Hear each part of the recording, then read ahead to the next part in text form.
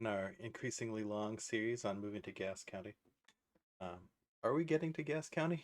Have we moved there yet? For the last couple of days, we've been kind of moving toward the things that interest me most about Gas City, about creating departments inside of our city that handle specific jobs, that communicate with each other through message passing, that build a repertoire and their own skills. So yesterday, in the previous sessions, which you can find on YouTube as well, we talked a lot about what it means to follow Conway's law in an organization, meaning that we should structure the organization by the shape of the software product that we want to create. And we have a lot of flexibility in Gas City that we didn't in a human organization because humans are slow and hard to retrain.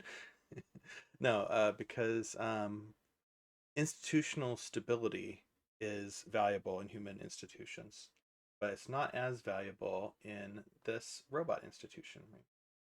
Uh, what's valuable about it is sort of that building of the repertoire and the boundaries of ownership and perhaps the focus and specialization that we're trying to achieve. But what's less valuable is like the idea that for every product team there must be an engineer, that kind of thing. And so we talked quite a bit about like in this latest observation where we sort of left off our session, whether we have m functional roles times n products, are we going to have m by n agents? And it kind of says no. Um, and I think that there's a sort of a sense in which UI for all products sounds a little weird. Like there are a lot of user interface specializations like web and mobile, even like iOS versus Android. And some people might be paying attention to look and feel while others are paying attention to performance, etc. Like this can get very, very specialized. But I think the point of the robot is essentially like for functional disciplines and for that taking that lens, generally we don't want to necessarily like have the functional disciplines evolving away from each other. Within the products, perhaps like the knowledge management or the expertise that we're building, um, those might be ways that we want to evolve away from each other. So that sort of implies that we should have some product agents and some functional type agents. When I say functional, I mean like experts in a certain function, like experts in the design function or quality or engineering, performance, scalability, that kind of thing.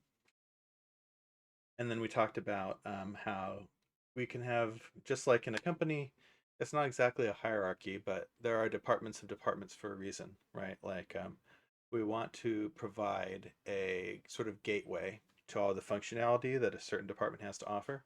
And then within that department, there are other gateways that take us deeper and deeper into the specializations that that department offers. So, for instance, we might have a sort of gigantic business area, and within that, we might have a bunch of departments that are related to different functions and different products and different knowledge bases, that kind of thing. So, this is kind of where we left off. Green light to start building. And this little symbol up here means that we're scrolled back, and we're going to scroll forward and see what it did. And I haven't read this yet either. We're just going to find out together. All right.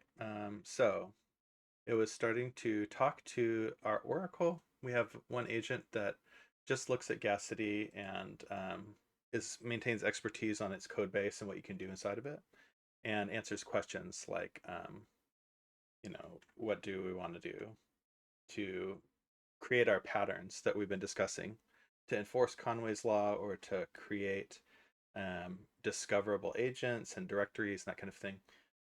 How do we make those and implement them in terms of Gas City? So here it is, sort of getting the GC Oracle up and running. Still working on creating it. And right about here is where we left it off. And it says, yeah, I'm trying to talk to it, and looks like we're going to get running. Maybe 10 minutes. And let's see. Oh, okay. Great. Let's see if it answered and continue. I don't know why it kept me in the loop for this.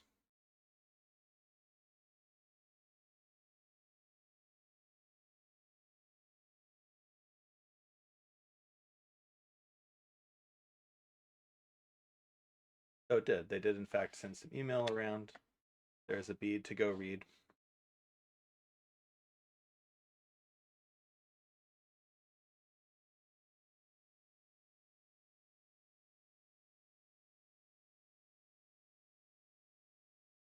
All right. While it's working, I guess let's continue.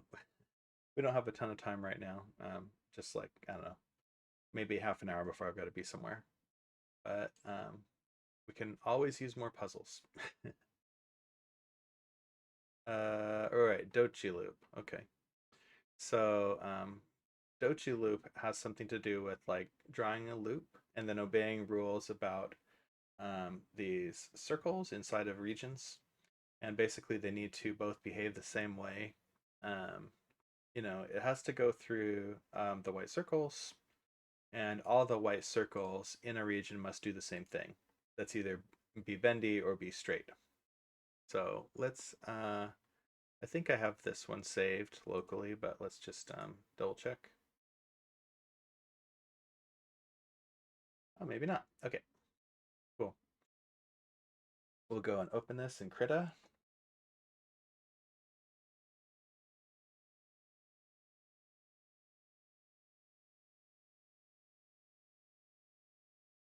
And we'll check periodically to see how the mayor is doing these. Okay, looks like it just got back. Okay.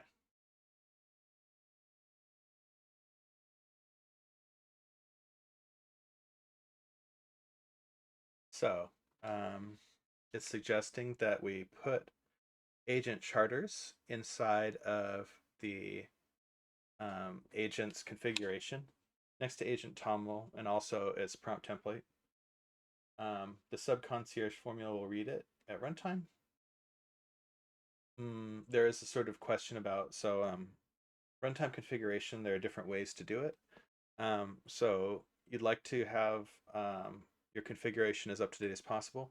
And the question is, if I change something while it's running, when does it get read? Does it get read the next time it starts up? Reads it at runtime?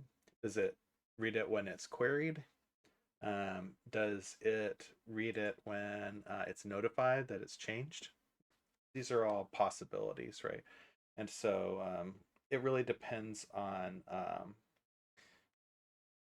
it has something to do with cache invalidation, one of the hard problems in computer science, right? Which is like, if I read an answer, how long can I believe it for? And some answers are forever. You could sort of believe them. You could write them down. You could take them to the bank every time. And some things are like, well, this will be good for a while, and then it's subject to change. If you've got an answer that like is being used a lot, you might want to get it once and use it for a while before you go and get it again. The reason being that like if I went and got it every single time that it was being asked for, that would create a lot of load for no reason. Because even though people are asking for this answer repeatedly, it's not changing that fast, right? Um, in an ideal world, when an answer changed, you would find out instantly, and then that would get updated, and the next person who asked for it would get the updated answer. But in practice, caches often have like a time to live on their entries, right? And so if there is an entry in um, the cache being a place where we store temporary looking answers for easier access than the sort of more expensive go and get it or go calculate it kind of thing. Uh, if there's something in the cache, we'll just return it without doing the expensive process that puts something into the cache. And when its time to live expires, we drop it out of the cache. When we make a request for that thing, we look in the cache and it's not there. We would call that a cache miss. And then we would go and recalculate it, put that answer that seems to be needed into the cache, and then return it. So yeah, this is all sort of about like how will charters be cached and updated, and when should the concierge go and look at it? Okay, a work acceptance gate.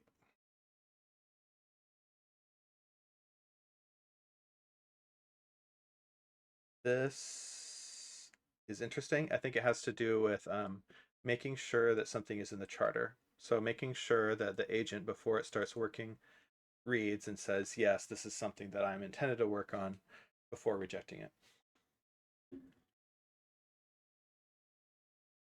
As it's saying, like, we can just use this, whatever's on disk is the registry.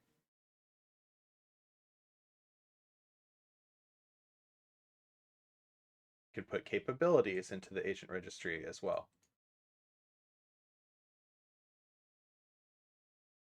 Yes.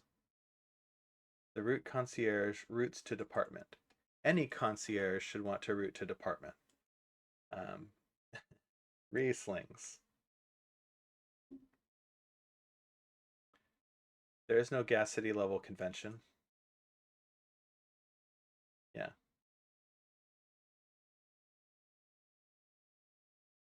There are certain things that we'll do when we sling around, but not when work is claimed or when someone asks, hey, what kind of work is available for me?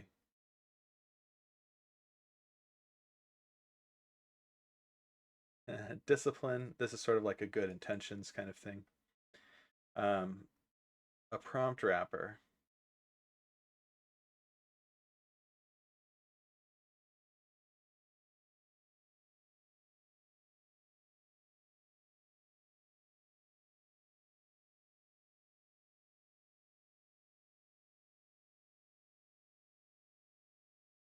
Interesting. I think this is interesting, yeah.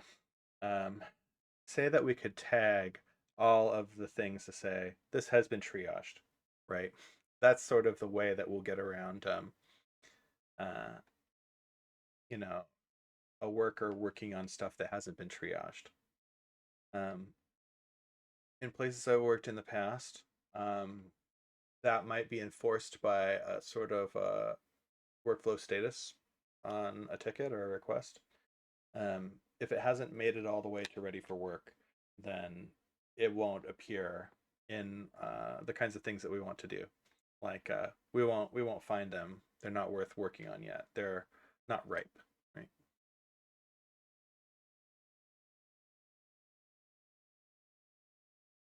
So yeah, we're going to agree with its recommendation to narrow the work query.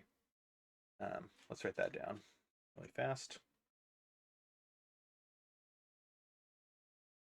I concur.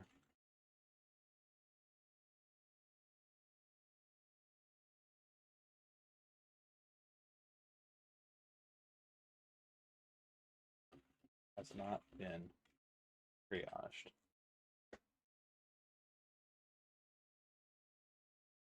For conformity to their charter.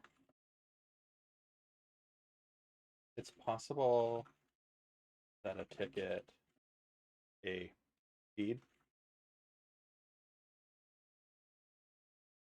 multiple times. So we might want to have a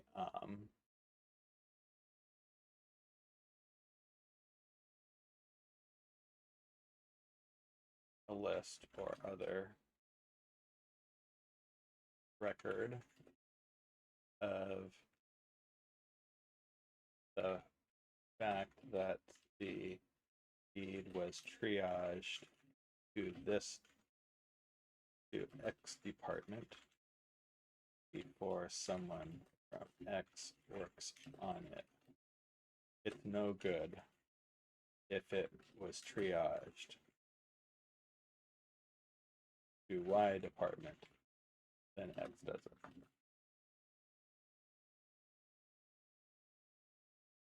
It's not good. Uh,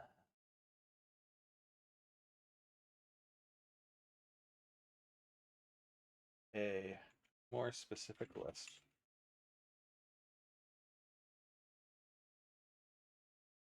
I think that example is probably enough.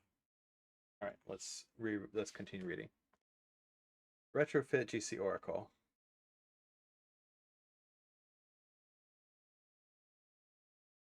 Build the root concierge.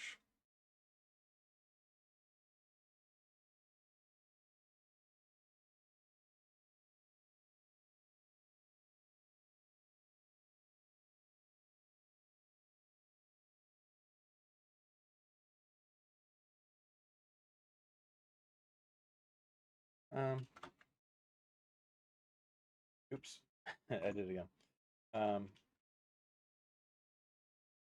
Yes, let's start with our existing agents in GC Oracle.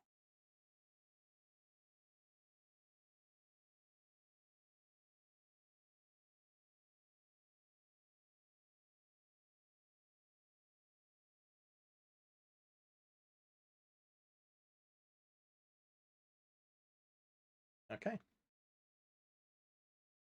Cool.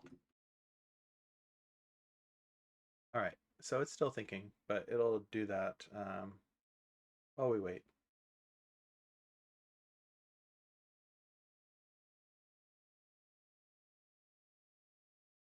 Okay, Dochi loop. Remember what Dochi loop is about. We're going to make one continuous loop. It has to go through all of the white. It cannot go through the black. So we can do some things already, like this is a dead end right here. There's no way that it's right to put into the puzzle because there's no way to get a loop that avoids this black dot, right?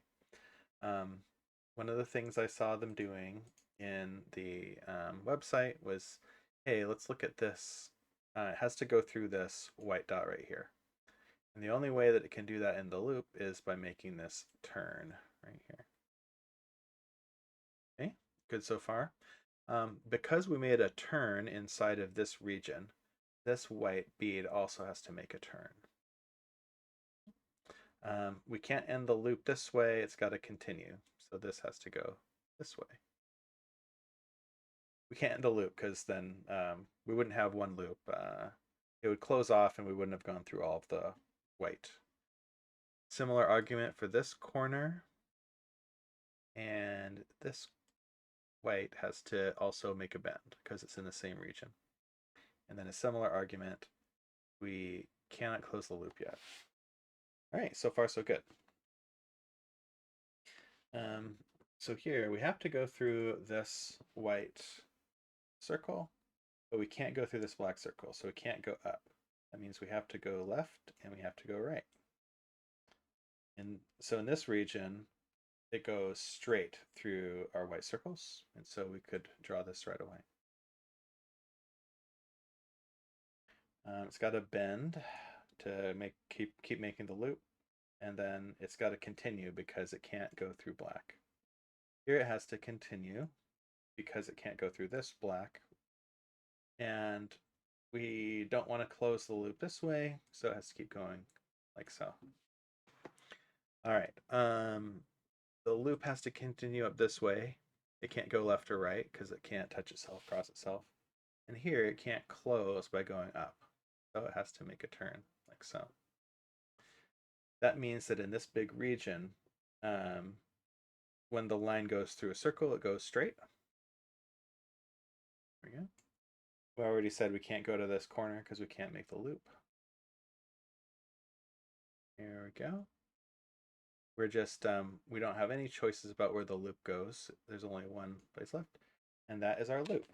So we can check this to ensure, but I'm sure it's true. It doesn't go through any black. It makes one continuous loop. And in each region, so in this region it turns, in this region it turns, in this region it goes straight, and in this region it goes straight. So that's how you do Doji loop. All right.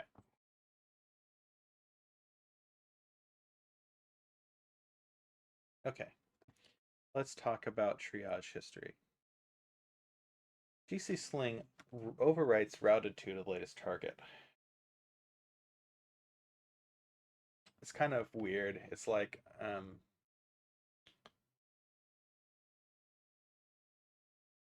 Yeah, loop detection and audit.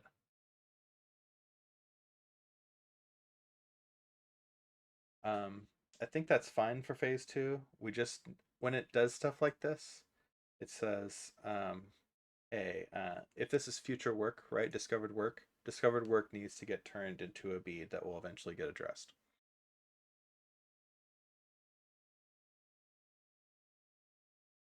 It rewrote GC Oracle's charter.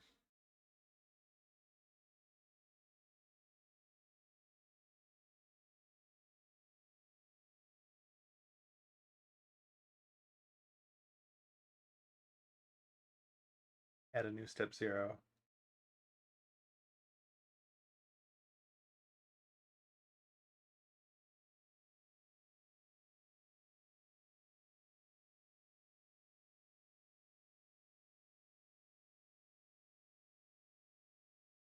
Formula composition. Now, we've been doing the tutorials. I don't remember native examples of formula composition. Most of the stuff that we've done when we've created a formula has been like we can define a single workflow, and it's sort of a little universe, and it has steps that refer to other steps, perhaps, and makes dependencies and things like that. But I don't think I've ever seen anything like this, that a formula is going to cause a formula.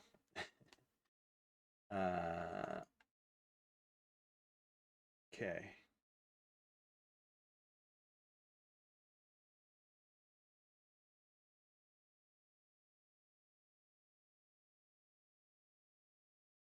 Yeah.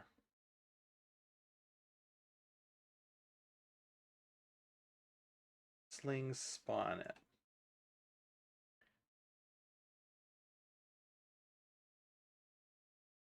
Oh yeah. I think you can close the answered beads. As the requester, the convention is that as the requester, close it when you are satisfied with the answer. One convention is I'm thinking of different times. Close it when you're satisfied with the answer, and append when you need more information. Another convention is for the responder to close it when they are satisfied that the requested work is done. Final convention is that the requester and responder come to consensus about whether the task is satisfied, what the task is complete.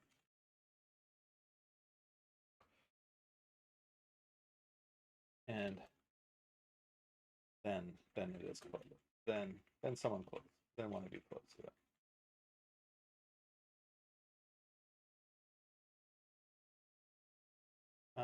Usually it's contextually obvious whether or not there would be any controversy about closing it early. The only danger is if the task gets closed before someone is satisfied. They need to not lose track.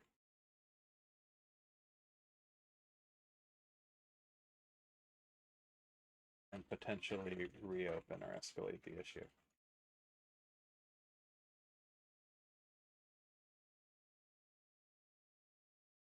With the task. Okay, cool.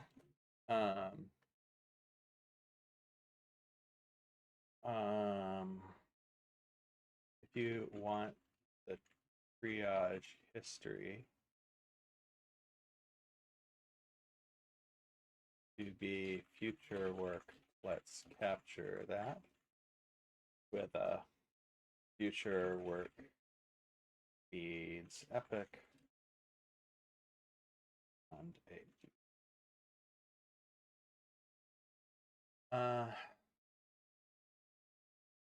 I understand wanting to keep workflow formulas, keep using the jargon term correctly, single purpose, and compose them. Does Gascity give us good tools to refer to or compose primitives? I think it might, but I'm curious about how structured it is.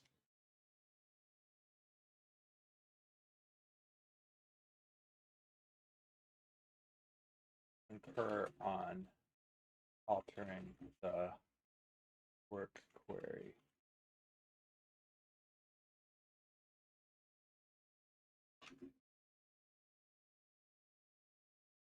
Did we already do that? Did we already do that?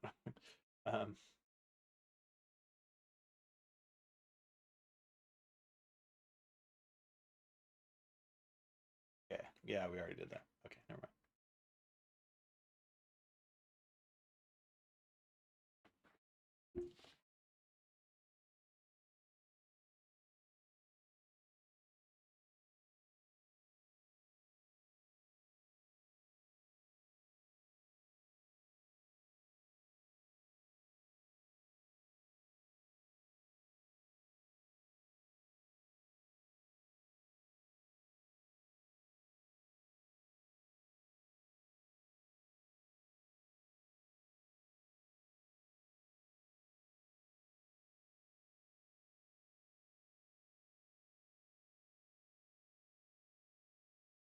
It said refer to or compose primitives. I meant formulas. uh, but I think it'll get the gist of what I was saying. In context, it makes a lot of sense, right? It seems to be fairly okay at understanding me in context.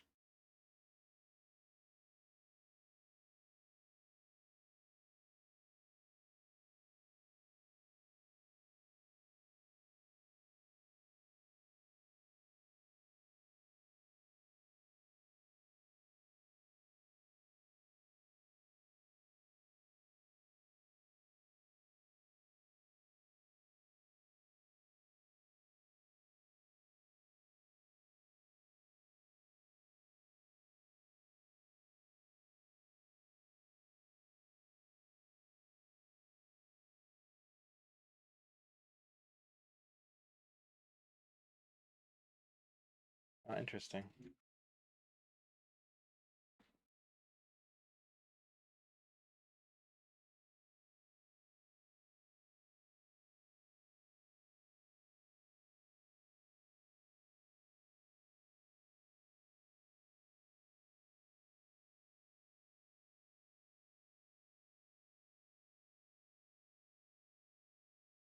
All right.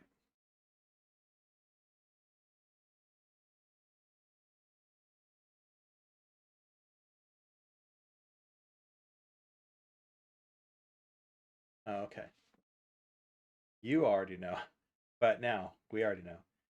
Structure composition primitives, compose bond points, compose hooks, and advice point cuts. I haven't seen all of this, so maybe we'll actually return to the documentation.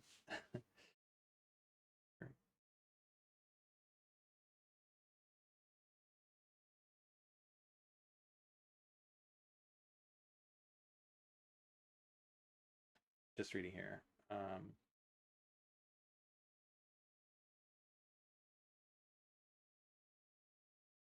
Yeah, is it good to compose them? Duplicate the conformance step on every formula, or build a meta dispatcher? I think much more interesting.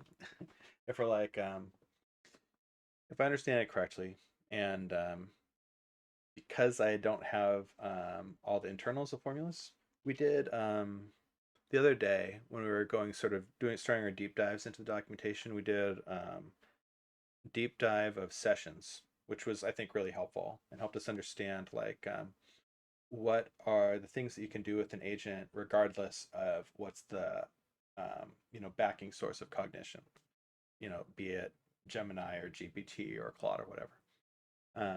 But we haven't gone to that level of detail with a lot of the other primitives. And I think this is since we're starting to fool around with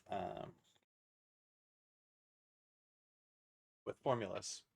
If we get some time today, maybe we should do that deep dive about what formulas already provide for us in Gas City, whether there need to be any extensions or whether we just need to use the richness that is there already. Because I'm not the only person using this software. There's a lot of other people using this software.